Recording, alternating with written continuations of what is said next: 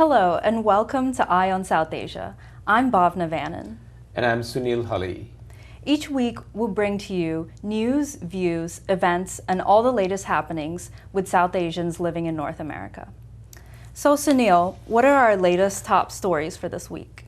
You know, Bhavna, as the year comes to an end, once again, with the global changes and the things happening all over the world, the focus continues to remain on United Nations. And there was a United Nations General Assembly where there was a big meet, and President Nasir Abdulaziz Al Nasir, who was there, told the body clearly, and he was talking about the revitalization, the empowerment, and the order to meet the current global challenges and fulfill the central role for the General Assembly. And you know, what his main stress was that rather than the assembly should be a place for finding just coming up with the solutions, they should also go find solution and implement those solutions. Put them into action, basically. Exactly.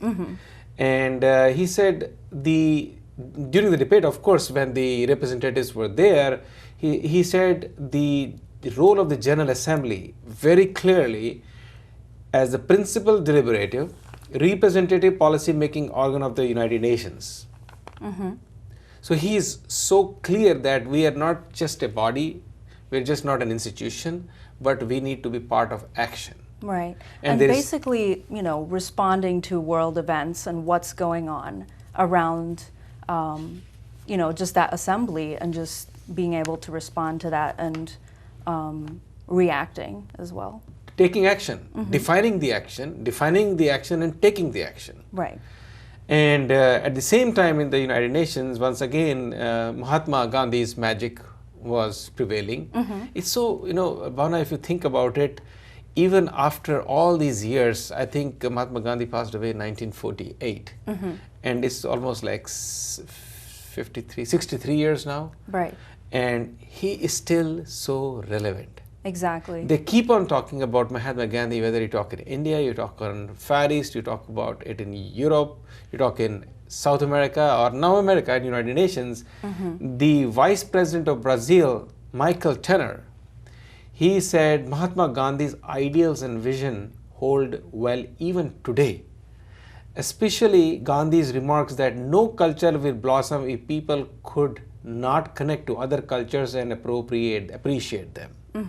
And that is reflected in these sorts of meets where different world leaders are coming together and working together. That is a role model they keep on taking, because the world is becoming smaller. There has to be peaceful coexistence. There has to be an acceptance to each other's cultural differences and similarities. And that's where they were citing the example of Mahatma Gandhi. And the alliance, which is an integral part of these 5 generational opportunities to decisively shape the future for decades to come, explained, you know, with General Ban Ki, who is the United Nations Secretary General, said that, you know, when terrorists kill innocent people, when politicians stir hatred and exploit stereotypes in winning votes, when moderate voices are struggling to be heard in the politics of polarization, the alliance is a global effort which is for peace and tolerance. And that is in that reference they talked about Mahatma Gandhi. Right, the inclusiveness. Yes. Exactly. And the priority, he said, is obviously helping the nations in transition. In particular, he was referring to the most disturbed area, which happens to be the Middle East and some of the parts of North Africa. These are very disturbed areas, and he said, let's keep on focusing on them, make sure there is peace. Right. And there is sanity, some kind of sanity over there. And again, Gandhi becomes a very important reference point. Figure. Exactly. Very interesting development in the northern part of the South America, which is Guyana. We talked about Guyana in reference to the now immediate past president, Bharat Jagdev, who was a very good friend of India or Indians. And you know, Bhavna, if you go to Guyana, it has essentially 2 populations. Either it has blacks and or it has East Indians, which is typically the people who came from India in around 1830 and 35, 36, 37. Right. And in fact, Bharat Jagdev is one of the descendants from there at that time. And lots of people moved from Chennai, Calcutta, UP, Bihar all over India. into Guyana. and they had elections because President Bharat Jagdev could not continue. He was a very popular president, but they allow only 2 terms to a president. Right. So they have to go for a new elections, and unfortunately, or whatever you call it, Donald Ramotar, you probably know it as, in India we call Ram Avatar, and here it's called Ramotar. Okay, yeah. And Donald Ramotar, who's a 61-year-old, very known, well-respected economist, was elected as the new leader, and unfortunately, because he has to head a coalition government, he was 4 votes short to get the majority like the last time. So this time he has to get support. Last time he had 32, he only won 32 seats, which is 4 less than the last parliament, and the opposing party, which is the National Unity, has 26 seats, and they gained all 4 seats actually, and Alliance for Changes has 7. So they are now looking for a minority government. Right. And this is the People's Progressive Party, correct? Which is the Indian represent. That's true. And it's so interesting development. Once again, you see all over the world, somehow or the other, even if you look at our own country, India, where there is a fledgling democracy, but it's still a coalition government. It's not technically India a coalition government, it's people have come together and they're being supported from outside, Right. but it's not essentially an absolute majority, typically which one would want to have their government over there. And it's a very similar situation here in Guyana, where there are about just a shade million people living there in that part of the world. And Ramotar has clearly pledged that he will continue the policies of Jagdev. As I was telling you, he was a great economist, great president, and he will be safeguarding the mining and the agricultural sectors, which have been the backbone of the economy of the country, Guyana. So is it safe to say that, Ramotar is going to be heading a sort of bipartisan effort, and that's what his platform is? In a way, but there'll be essentially a support for him from outside, and they'll continue to watch how popular he remains and how well he does. If he continues to do well, everybody will want to probably support him. But if there are some differences and people don't get their piece of the action, obviously they'll pull the rug under his feet. Exactly. And it's interesting to note that the country's political divisions are also run through ethnic lines, as you mentioned, the Indian and African. So if the two are worked together and there is a true bipartisan effort, then it could also, bridge the gap culturally as well. Which is what United Nations was talking about. Exactly. So it's very interesting. Here is a classic case being discussed at the #1 platform in the world, United Nations, and there is a classic case neighbor to us in the neighboring country, Guyana, where this is being experimented, and hope they follow what is being talked about here, right? Right. Now, when we talk about the global markets, India, which kind of has recently taken a little setback in its economy, which was the 3rd largest economy in the Asia. And on December 7, the government of India announced the suspension of a plan to allow foreign supermarket chains such as Walmart, which is from the US, of course, and Britain's Tesco to operate in its retail market. Exactly. Essentially, it's a multi-brand entry through one forum into India, and something like Walmart coming up there.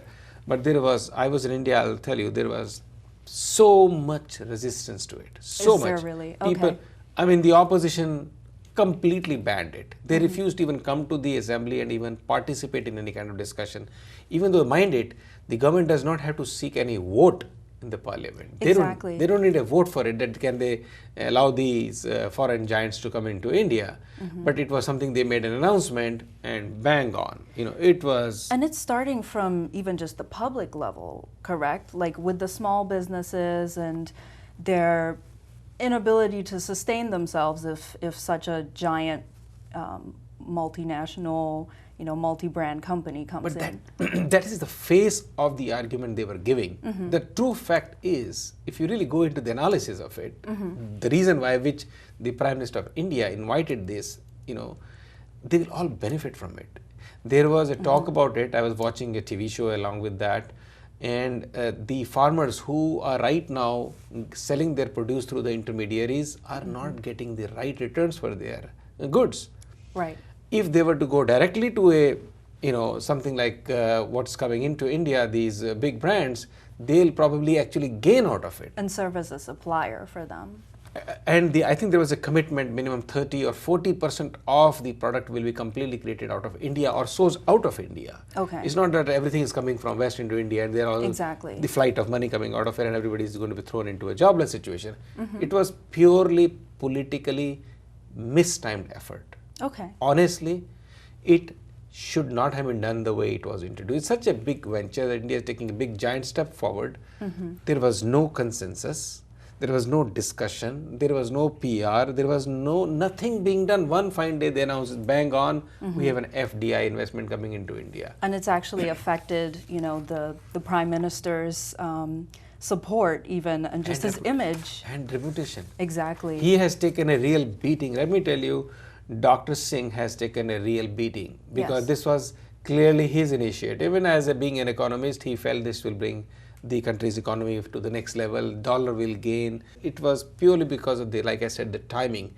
India is going through a little bit of a turmoil right now because of the corruption issues. And this government kind of gets the credit for being the most corrupt government till date. Exactly. So it is causing that issue that even though Dr. Singh has promised that he will introduce tough anti-corruption bill in parliament in this month before the year ends, but nobody is willing to talk to him, listen to him. They all think it's all crap. Things are collapsing around him, essentially. They seem to be like that. So he had to put a stop, and India's finance minister, Pranab Mukherjee, said this is suspended until a consensus is developed through consultations amongst various stakeholders. And the unfortunate part was it was not an opposition from the opposition party alone. Some of the insiders of Congress, the ruling party, did not accept it. All right, we're going to have to take a short break, but we will be right back on Eye on South Asia. Stay with us.